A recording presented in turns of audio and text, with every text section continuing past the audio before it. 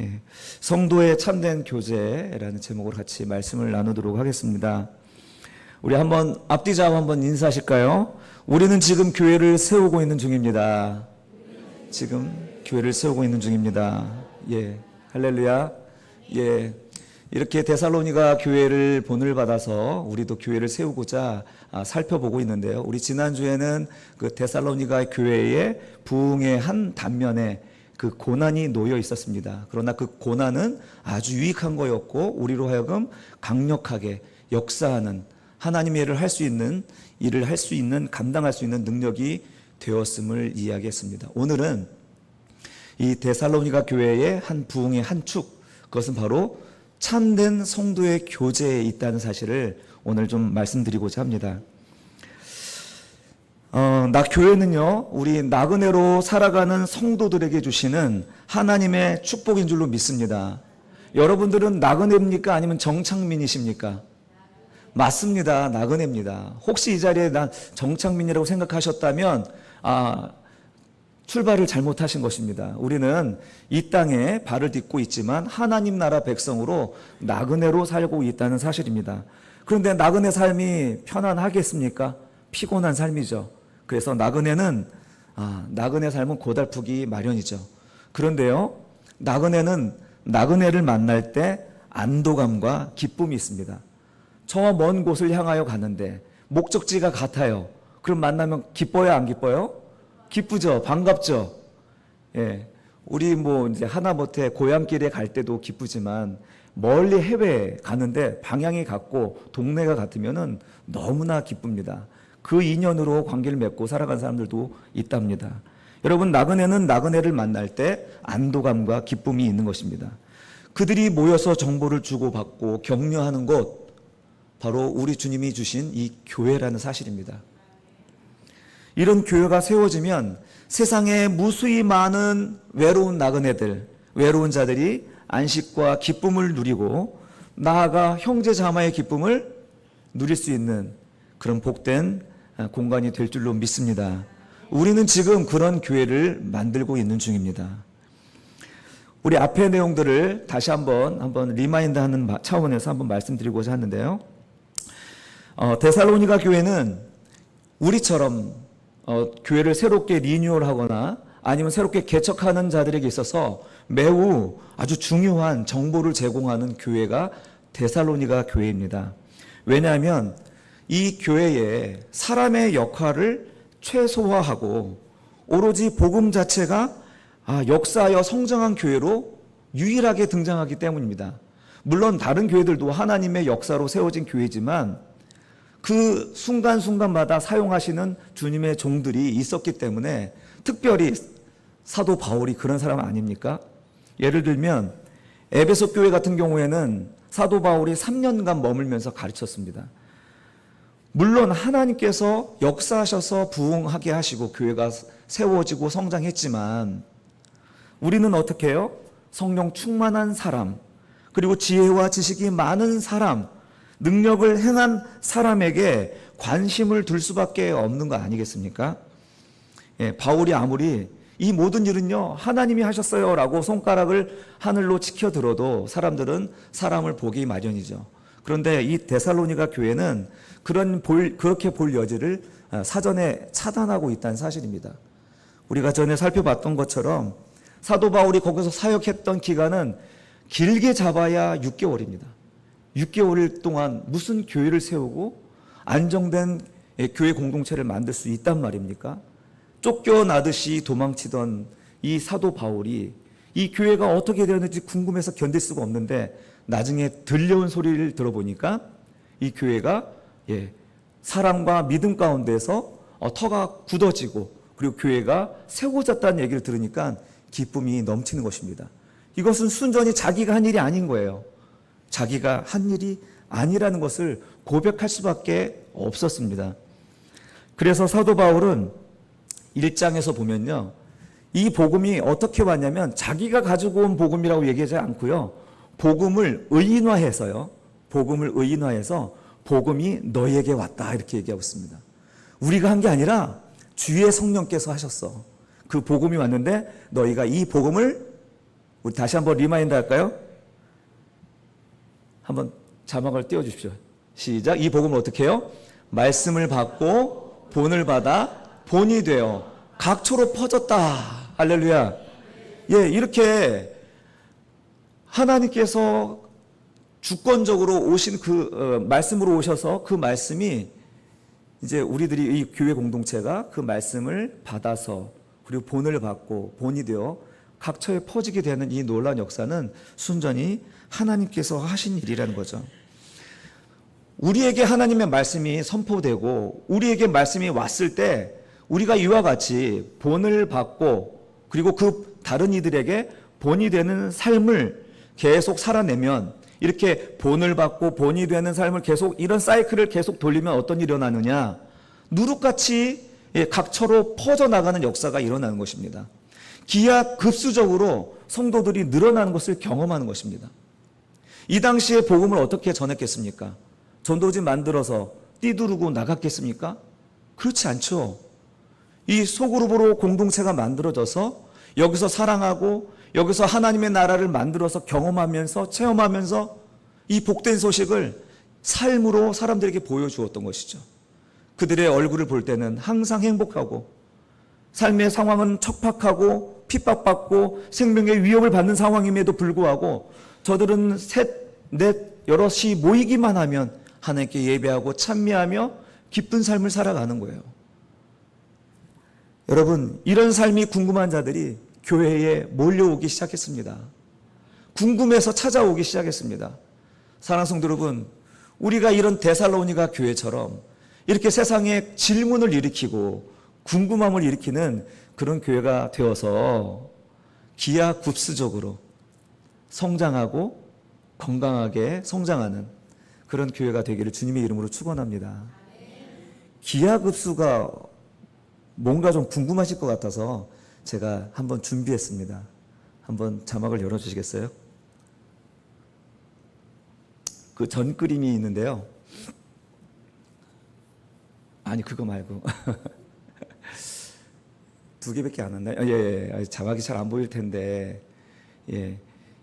이의 N승이라는 수학이 있습니다. 제가 이렇게 수학을 지난주에도 갖고 왔더니, 공부를 잘할 줄 알고 생각하시는데, 그렇진 않고, 2의 n승이라고 하면 제곱으로 늘어난다는 것입니다.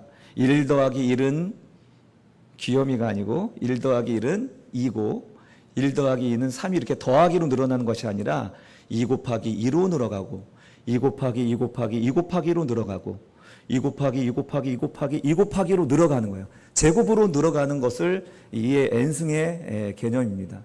그런데 기하급수는 뭐냐면 이것을 더하는 것입니다. 전부 더한 것이 기하급수입니다. 그래서 1 더하기 2를 더하면 그래프가 이렇게 올라가는 것이지만 이 기하급수 그래프는 아까 처음 보여주셨던 그 그래프입니다. 한번 다시 볼까요? 저렇게 처음에는 지지부진하고 처음에는 힘들고 별로 효과가 없는 것처럼 보여지지만 이 모임들이 한 사람 두 사람 모여와서 영향받기 시작하면 이렇게 기하급수적으로 성도들이 폭발적으로 늘어난다는 것이죠.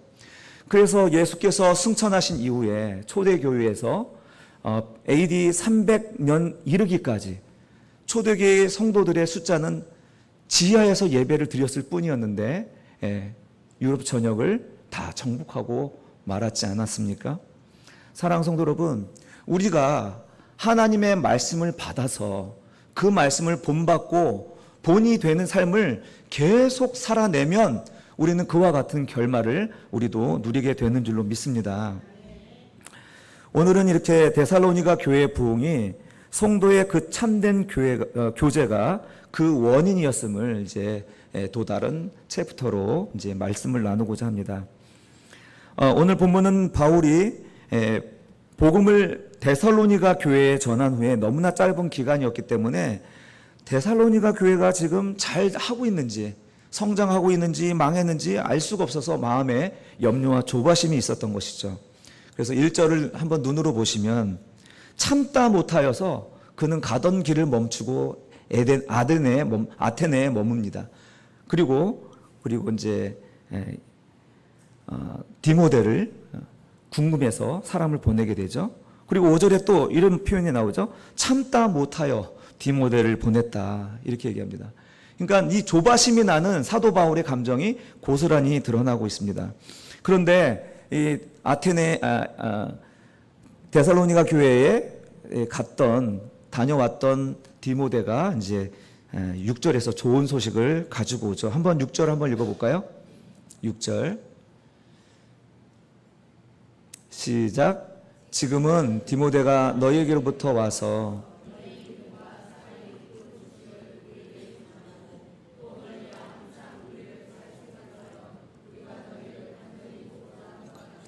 너희도 우리를 간절히 보고자 한다 하니. 네. 예, 이렇게 간절히 대면하여 보고 싶어 하는 사도 바울의 마음이 전달되었는지, 예, 사랑과 믿음으로 교회가 세워지고 있다는 소리와 함께 그들도 이 사도 바울을 보고 싶어 하더라 하는 소식을 가지고 왔습니다. 저는 이 오늘 1절에서 3절에 쭉 담겨 있는 사도 바울의 그 감정과 또 그것을 본받아 교회를 세워나가는 데살로니가 교회의 모습을 통하여서 참된 성도의 교회가 무엇인지, 교제가 무엇인지를 한번 살펴보고자 합니다. 참된 성도의 교제는 어떻게 시작되는가? 한번 첫 번째 같이 한번 읽어볼까요? 시작. 참된 교제는 상대에 대한 진실한 관심에서 시작됩니다. 아멘. 여러분, 우리 하나님이 우리에 대한 진실한 관심 때문에 지금 우리가 이 자리에 있는 줄로 믿습니다. 하나님의 관심이 아니었으면 우리는 흙으로 돌아가고 말 것이었습니다. 그러나 우리 주님께서 우리의 깊은 관심과 사랑 때문에 오늘 우리는 영원한 생명을 얻었고 하나님의 형상으로 완성되어져 가는 것을 우리는 기대할 수가 있는 것이죠. 오늘 2절에 보시면 이 상대에 대한 진실한 관심, 사도 바울의 진실한 관심이 이제 곳곳에서 등장하는데요. 2절을 한번 눈으로 한번 봅시다. 예, 이러한 진실한 관심이 구체적으로 행동이 뒤따르는데요. 어떤 행동이 뒤따르는가? 그들을 굳건하게 하고, 먼저 디모데를 보내는 행동을 하죠. 디모데를 보내는 이유는 뭐냐면 그들을 굳건하게 하고자 하는 마음이 있어요. 그리고 또 믿음에 대하여 위로하려고 하는 그런 마음이 있습니다. 그리고 3절을 보시면 아무도 여러 환난 중에 이 믿음이 흔들리지 않게 하려고 하는 그런 뒤따르는 관심이 있습니다. 그리고 5절 보시면 또 그들의 믿음을 알아보려고 그 믿음을 알기 위하여서 이제 디모데를 보내는 것입니다. 바울은 지나칠 정도로 그들에 대한 관심, 너희에 대한 관심이 자주 등장합니다. 여러분 성경책 가지고 계실 텐데 우리 7절과 9절을 한번 눈으로 한번 보십시오. 너희란 단어가 불필요하게 등장합니다. 원래 너희라는 단어는 동사에 붙어서 그냥 해석하게 되어 있거든요. 2인칭이 등장하면 너희가 되는 것인데 구체적으로 이제 인칭 대명사를 써서 너희를, 너희에게, 너희 이렇게 계속 반복되면서 이 너희를 강조하고 있습니다. 사도 바울은 너희에 대한 관심이 가득 차 있는 것입니다. 이렇게 믿음을 굳건하게 하려고 또 믿음을 위로하려고 또 환난 가운데서 믿음이 흔들리지 않도록 하려고 사도 바울은 계속 그들에 대한 관심을 가지고 있는 것이죠. 그 믿음의 내용은 그 관심의 내용은 바로 믿음이었습니다. 데살로니가 성도들의 그 건강이라든지 살림살이라든지 또 교육의 문제라든지 핍박의 문제라든지 이게 많았겠죠. 그런데 그런 것이 주된 관심이 아니라 바로 그들의 믿음이 주된 관심이었습니다. 여러분 참된 성도의 교제는 우리의 관심사가 어디에 있어야 되냐면 우리 각자가 또 내 자신과 우리 상대방에게 이 믿음이 잘 서 있는가, 그 믿음의 결과로 사랑 가운데 역사하고 있는가, 사랑 가운데 거하고 있는가를 자세히 살펴보는 것입니다. 그가 믿음에 잘 서 있을 수 있도록 도와주려고 하는 관심이 바로 여기서 시작되는 것이죠. 성도의 참된 교제는 바로 여기서 드러나는 것입니다. 내가 사람들에게 어떻게 인식되고 있지? 사람들이 나를 어떻게 생각할까? 혹시 나를 오해하는 거 아닐까? 이런 관심사가 아니라는 것입니다. 저 형제가, 저 자매가 그 믿음의 진리 위에서 잘 서서 요동하지 않는가 살펴보는 것입니다. 어떻게 하면 세워줄 수 있지? 이렇게 고민하는 것입니다. 여러분, 이런 것이 참된 성도의 교제의 시작인 줄로 믿습니다. 여러분, 우리가 성도의 교제라는 이름으로 우리가 모일 때 우리는 어떤 관심사로 모임을 가지고 이야기를 나누고 있는지요? 사도 바울은 온통 성도들이 그 믿음에 굳게 서느냐, 굳게 서 가느냐에 관심을 온통 쏟았다는 사실입니다. 어느 정도였는지 우리 8절을 한번 읽어보십시다. 8절입니다. 시작.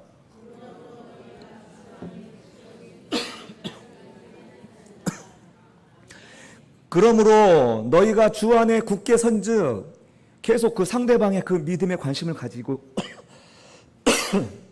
상대방의 믿음에 관심을 가지고 봤는데 너희가 보니까 주 안에 그 믿음이 굳게 선 것을 보니까 이제는 어떻게 해요? 내가 살겠다 그러는 거예요. 야, 이제 살만 난다. 내가 그렇게 기대했고 그렇게 마음 졸여가면서 원했던 바였는데 너희가 그 믿음에 서 있다는 것을 내가 들으니 이제 내가 살겠다. 여러분, 상대방의 성숙과 그렇게 잘 되는 모습을 이렇게 보면서 감격하신 적 있으십니까?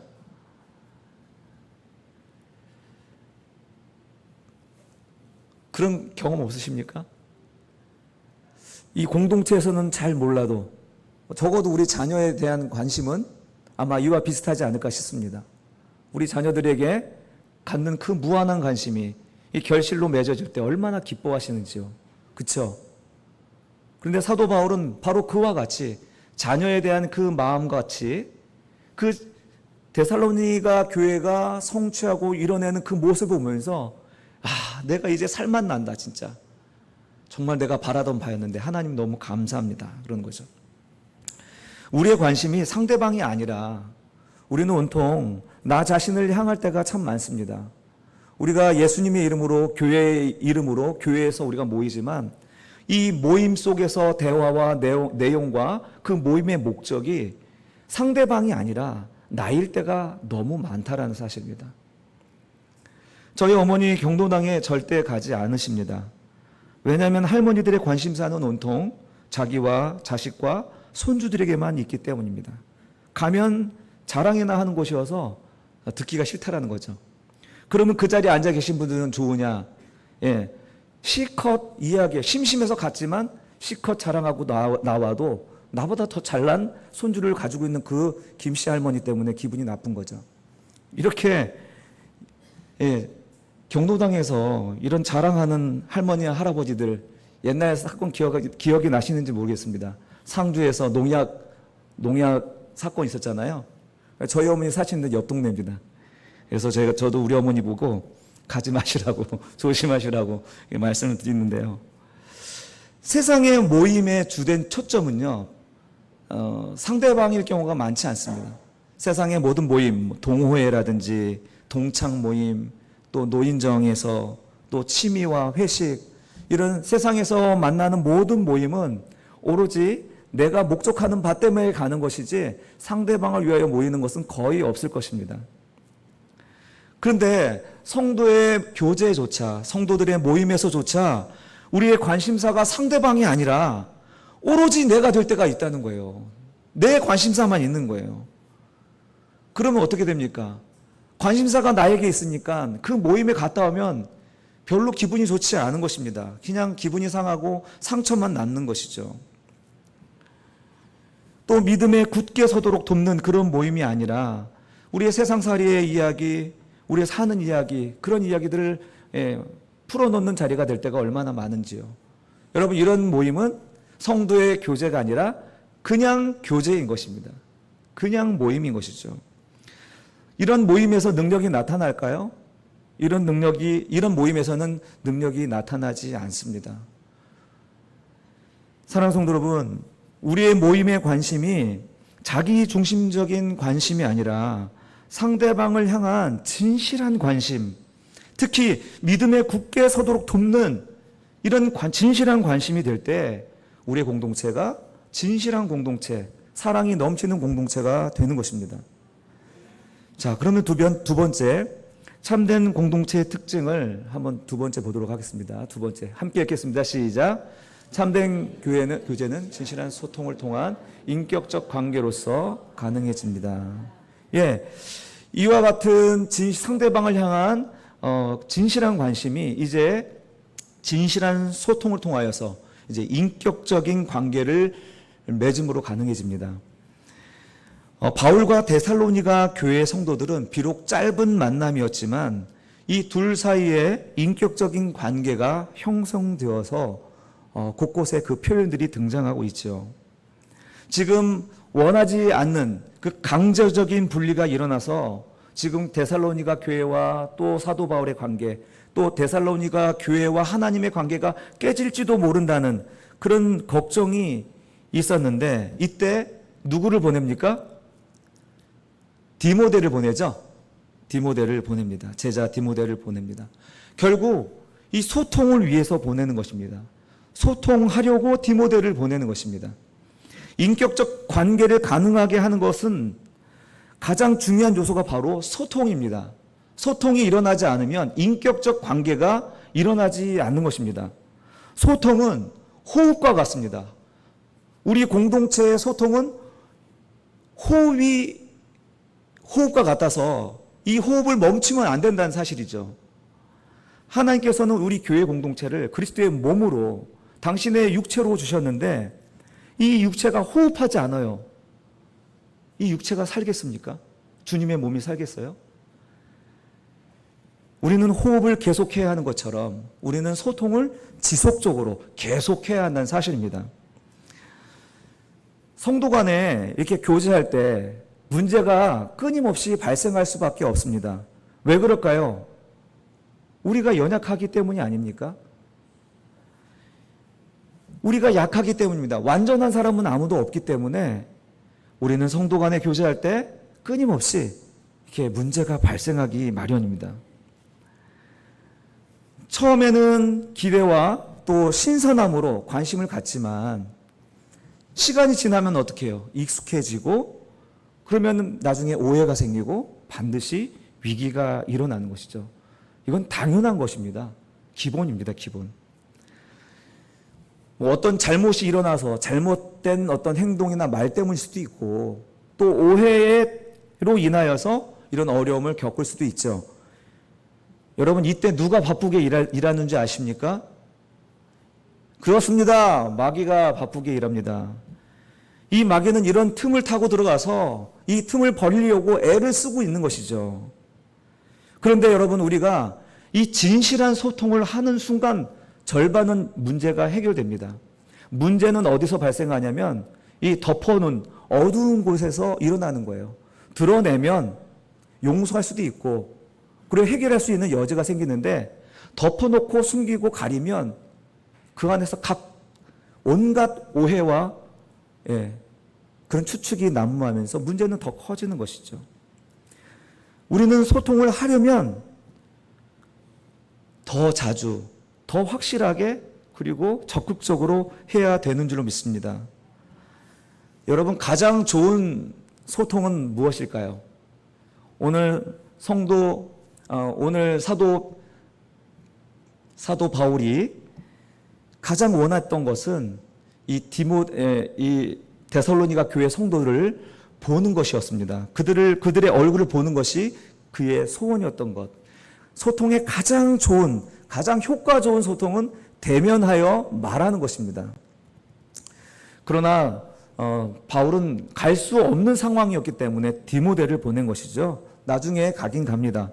어쨌든 이렇게 대면하며 소통하는 것은 매우 중요합니다. 아픈 사람을 문자 한번 띡 보냄으로써 위로가 되겠습니까? 찾아가서 손도 만져주고 눈을 마주치면서 함께 울어주고 안아줌으로써 위로가 되고 치료가 되는 거 아니겠습니까? 오해가 생겨서 싸움이 일어나고 갈등이 일어났어요. 문자만 한번 띡 하고 던져보세요. 문제는 더 커집니다. 그렇죠, 여러분? 차라리 용기를 내서 찾아가 대면하면 의외로 문제가 해결이 쉽게 된다는 사실입니다.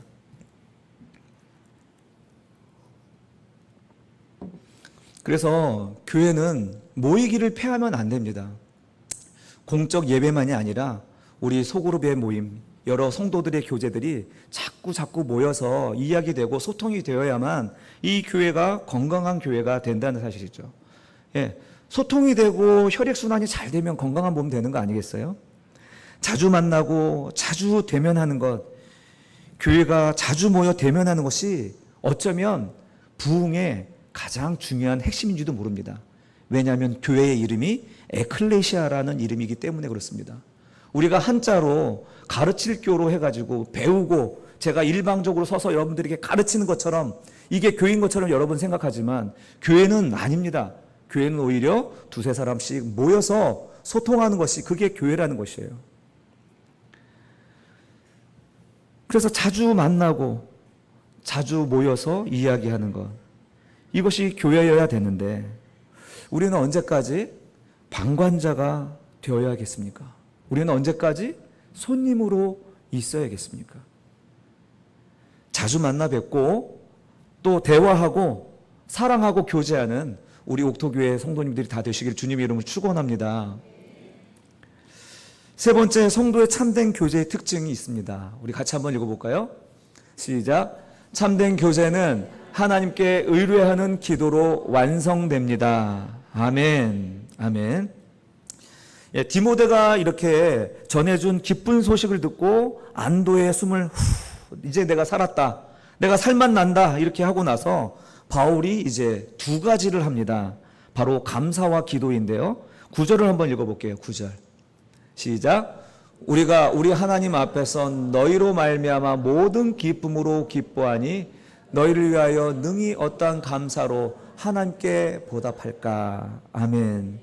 예, 지금 이 모든 이 기쁨을 너희 때문에 기뻐서 너희에게 기뻐한다, 그리고 너희에게 감사한다는 게 아니라 이 기쁨과 감사를 누구에게 돌려요? 우리 하나님께 돌리는 것입니다.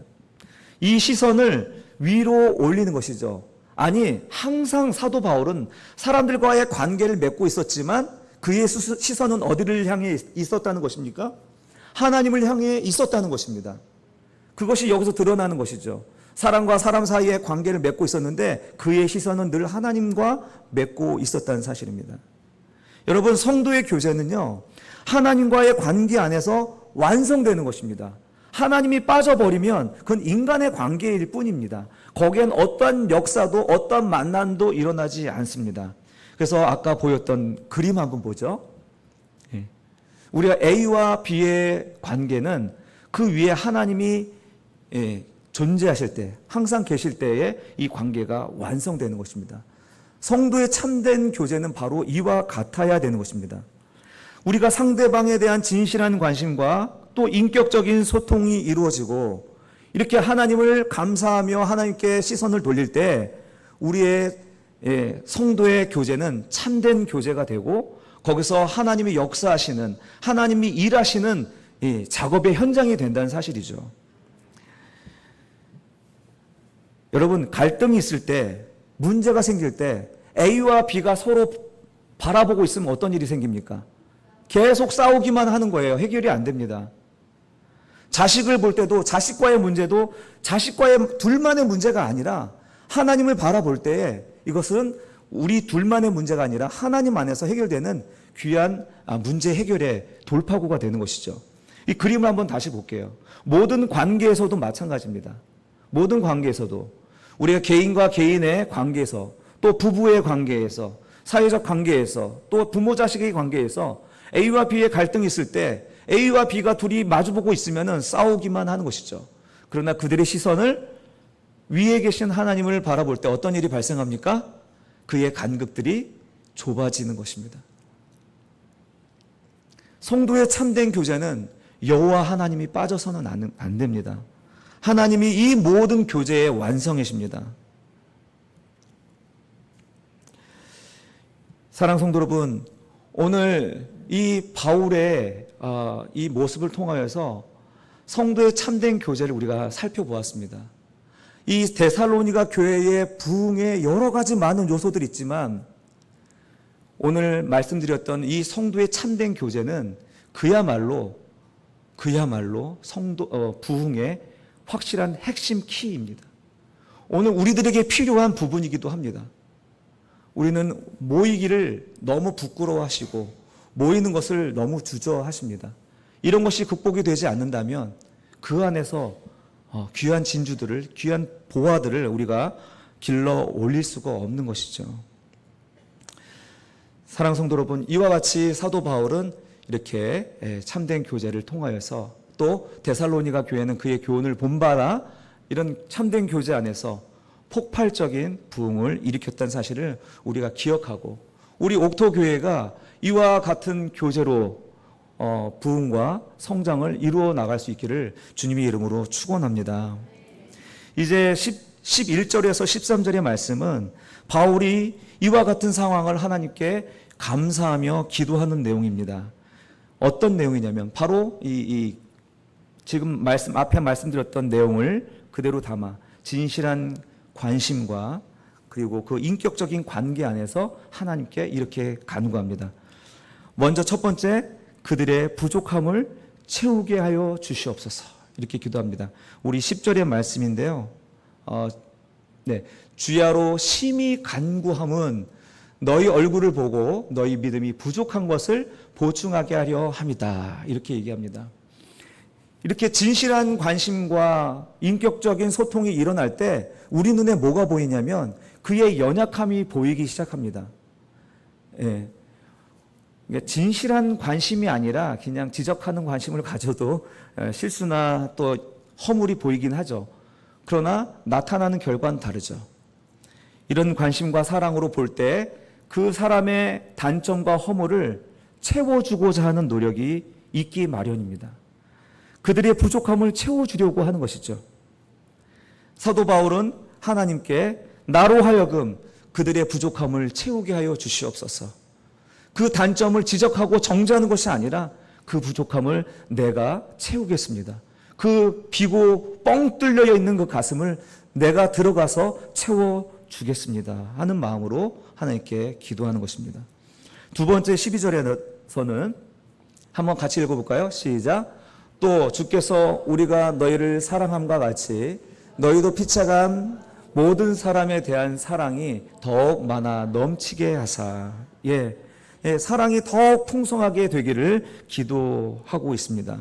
사랑이 더욱 풍성한 삶이 되도록 기도하고 또 그 사랑을 나누어 줄 수 있는 그런 공동체가 되도록 기도하는 것입니다. 그리고 13절입니다. 13절 마지막 절이죠. 시작. 너희 마음을 굳건하게 하시고 우리 주 예수께서 그의 모든 성도와 함께 강림하실 때에 하나님 우리 아버지 앞에서 거룩함에 흠이 없게 하시기를 원하노라. 아멘. 이렇게 주여 이런 공동체가 이게 흔들리지 아니하고 주님 오실 그날까지 이 믿음을 지켜갈 수 있게 해주십시오 하고 이렇게 기도하고 있는 것입니다. 사랑하는 성도 여러분, 우리가 상대방 누군가를 하나 생각을 머릿속에 한번 떠올려 보셨으면 좋겠습니다. 그의 부족함이 우리가 보이고 그의 연약함이 보일 때 그를 향한 우리의 사랑, 우리 공동체의 사랑과 또 그 사랑 가운데 하나님의 사랑이 풍족하게 되기를 우리가 기도해야겠습니다. 그리고 주님이 오실 그때까지 이 사람의 믿음이 흔들리지 않냐고 지켜질 수 있도록 도와달라고 기도하는 그런 기도의 내용으로 오늘 11절에서 13절의 말씀을 우리의 기도로 삼고 공동체 또 우리 지체들을 위해서 기도하는 말씀으로 삼았으면 좋겠습니다. 오늘 이제 말씀을 맺겠습니다.